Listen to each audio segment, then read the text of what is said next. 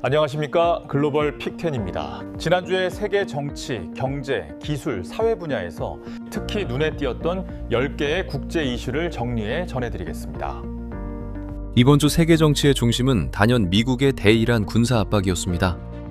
로이터에 따르면 4월 4일 트럼프 대통령은 이란에 48시간 안에 합의하라고 압박했고, 그렇지 않을 경우 더 강한 공격에 나설 수 있다고 경고했습니다.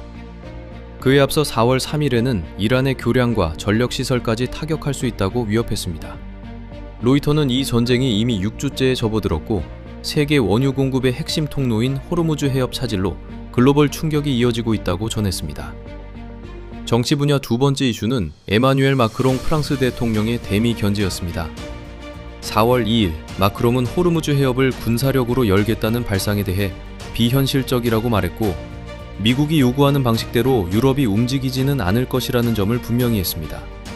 로이터는 당시 약 40개국이 해협 재개 문제를 논의했지만 실제로는 외교적 해법과 해상 안전보장 방안을 두고 이견이 컸다고 전했습니다. 마크롱의 발언은 단순한 논평이 아니라 중동 사태를 둘러싼 유럽의 전략적 거리두기를 상징하는 장면이었습니다. 세 번째는 트럼프 행정부 개각설입니다. 로이터는 4월 4일 트럼프 대통령이 법무장관 팸 본디 해임 이후 더 넓은 폭의 개편을 검토하고 있다고 보도했습니다.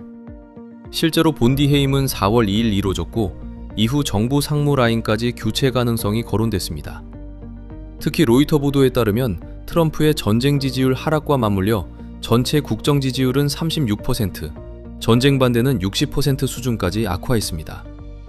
개각설은 단순한 인사 뉴스가 아니라 이란 전쟁의 부담이 백악관 내부로 되돌아온 결과로 읽힙니다.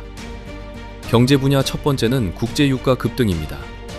로이터에 따르면 4월 2일 미국 서부 텍사스 원유 WTI는 하루 만에 11% 이상 급등해 배럴당 111.54달러에 마감했고, 브렌트유는 7%에서 8% 가까이 올라 109.03달러를 기록했습니다. 이는 WTI 기준으로 2020년 이후 최대 일간 상승폭입니다. 일부 시장 분석가들은 호르무즈 해협 봉쇄가 5월 중순까지 이어질 경우 유가가 150달러까지 갈 수 있다고 경고했습니다. 이번 주 금융시장은 거의 모든 자산이 호르무즈가 언제 열리느냐는 하나의 질문에 반응했습니다. 블루아울 관련 뉴스는 이번 주 경제 분야에서 매우 상징적인 사건이었습니다. 로이터에 따르면 4월 2일 블루아울은 2개 사모신용펀드의 환매를 제안했습니다. 규모를 보면 테크놀로지 인컴 코퍼레이션은 62억 달러, 크레딧 인컴 코퍼레이션은 360억 달러 수준이며 이번 분기 환매 요청은 합쳐 54억 달러에 달했습니다. 비율로는 각 펀드 지분의 40.7%, 21.9%가 환매 신청됐고, 회사는 이번 분기 환매를 지분의 5%까지만 허용하기로 했습니다.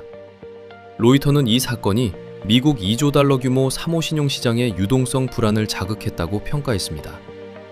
미국 경제는 겉으로만 보면 버티는 듯 했습니다. 로이터에 따르면 4월 3일 발표된 3월 고용보고서에서 비농업 일자리는 17만 8천 개 증가했고, 실업률은 4.3%로 내려갔습니다. 하지만 동시에 노동력 참가자는 한 달 새 39만 6천 명 감소했고, 노동 참가율은 62% 아래로 떨어졌습니다. 임금 상승률은 전년 대비 3.5%로 둔화돼 거의 5년 만에 최저 수준으로 평가됐습니다. 또 4월 2일 발표된 주간 신규 실업수당 청구는 20만 2천 건, 무역 적자는 573억 달러로 집계됐습니다. 숫자는 견조해 보였지만 내용상으로는 노동 공급 축소와 전쟁발 물가 압력이 동시에 드러난 셈입니다. 이번 주 경제 뉴스에서 한국은 분명한 반대 신호를 보여줬습니다. 로이터에 따르면 4월 1일 발표된 3월 수출은 전년 동기 대비 48.3% 증가한 861억 3천만 달러로 1988년 8월 이후 가장 빠른 증가율을 기록했습니다. 반도체 수출은 무려 151.4% 증가해 328억 3천만 달러에 달했고, 중국 수출은 64.2%, 미국은 47.1%, 유럽연합은 19.3% 늘었습니다. 반면 중동양 수출은 49.1% 감소했습니다. 수입은 13.2% 증가한 604억 달러, 무역 흑자는 257억 4천만 달러였습니다. 이 수치는 AI 반도체 수요가 여전히 세계 교역을 떠받치고 있음을 보여주지만 동시에 중동 리스크가 지역별 온도차를 만들고 있다는 점도 분명히 드러냈습니다. 기술 분야 첫 번째 이슈는 AI 인프라 투자와 에너지 비용 충돌입니다. 로이터는 3월 31일 기준 마이크로소프트, 아마존, 알파벳, 메타 등 주요 빅테크의 2026년 AI 관련 투자 계획이 6,350억 달러에 이른다고 전했습니다. 참고로 이 수치는 2025년 3,830억 달러, 2019년 800억 달러 수준에서 급격히 불어난 규모입니다. 문제는 AI 데이터 센터가 전력 의존도가 크다는 점입니다.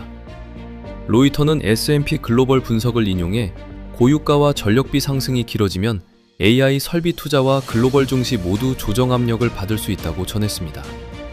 즉, 이제 AI 경쟁의 핵심은 기술력만이 아니라 전기와 자본을 얼마나 오래 버틸 수 있느냐로 바뀌고 있습니다. 기술 분야 두 번째는 AI 반도체 생태계 확장입니다. 로이터에 따르면 3월 31일 엔비디아는 마벨에 20억 달러를 투자하며 맞춤형 AI 칩과 네트워크 협력을 확대했습니다. 발표 직후 마벨 주가는 7%, 엔비디아는 2.7% 상승했습니다. 마벨은 회계연도 2028년 매출이 150억 달러에 근접할 것으로 전망했습니다. 사회 분야의 대표 이슈는 미국 전역의 노킹스 시위였습니다. 로이터에 따르면 3월 28일 미국 50개 주 전역에서 3,200건이 넘는 집회가 열리거나 예정됐고, 뉴욕, 필라델피아, 댈러스, 워싱턴은 물론 소도시까지 시위가 확산됐습니다. 이번 집회는 이민 정책, 이란 전쟁, 권위주의 논란이 한꺼번에 결합한 성격을 띠었고, 일부 지역에서는 체포와 충돌도 발생했습니다. 특히 트럼프의 지지율이 36%까지 떨어진 상황과 맞물리며 이 시위는 단순한 하루짜리 항의가 아니라 중간 선거를 앞둔 사회적 경고음으로 해석됐습니다. 지금까지 글로벌 픽10이었습니다. 감사합니다.